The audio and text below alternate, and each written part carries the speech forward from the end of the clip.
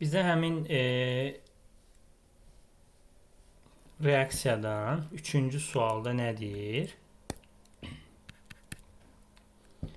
Nitrat məhlulu ilə reaksiyasından sonda qabda immuniçin mol duzun alındığını və nitrat HNO3 məhlulu molyar qatılığını tap. Biz bilirik ki, bizdə sonda qalan bərk qalıq natrium karbonatdır. Bir də artıq qalan natrium hidroksid var orada.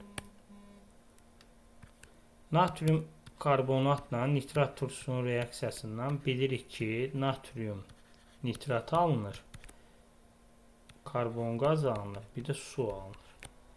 Demək, burada bura 2 yazırıq, bir də bura 2 yazırıq. İndi buradan baxaq, bu 10,106-dır mR və 2 mol nitrat turşusu duz alınıb burada. 2 mol da nitrat turşusu sərf olunub.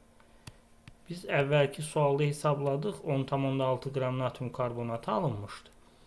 Buna x mol deyək, buna y mol deyək. Deməli, burada bu tənasüblə x da bərabər 0,2 mol. Yəni, nitrat turşusu var məndə. Bura sərf olunub. Bir də y da bərabərdir. 0,2 mol da duz var. Natrium NO3. İkinci reaksiya. Natrium hidroksid də qalıb axı orada. Natrium hidroksid HNO3. Buradan da natrium NO3 alınır. Bir də su alınır. Bu da biz bayaq hesabladıq əvvəlki sualda. 4,4 qram natrium hidroksid sərf olunur. X bundan reaksiyaya girəcək. Y da duz alınır. Normalda 40 qram mR-dir. 1 mol, 1 moldur. Deməli, bu tənasüb X bərabərdir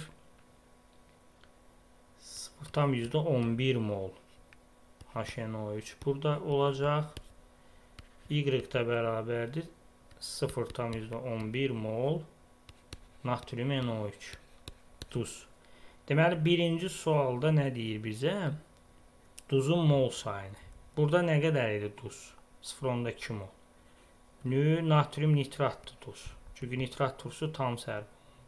Bərk qalıq tam sərf. Buradan 0,2 əvvəldə var idi, 0,11 sonda. Bunu da toplayanda idi 0,31 mol. 2-də bizə nə deyir? Nitratın molyar qatılığını. Deməli, S bərabərdir. Nü böl V'dir bilirik. Burada 0,155 litr olacaq bu. Litrə keçirik. Mol da nə qədər olacaq? Burada 0,11 burada var nitrat turşusu. 0,2 burada. Bu da eləyəcək yenə 0,31. Bu da neçə eləyəcək? Burada 2 molyar və ya 2 mol bölünsün litr.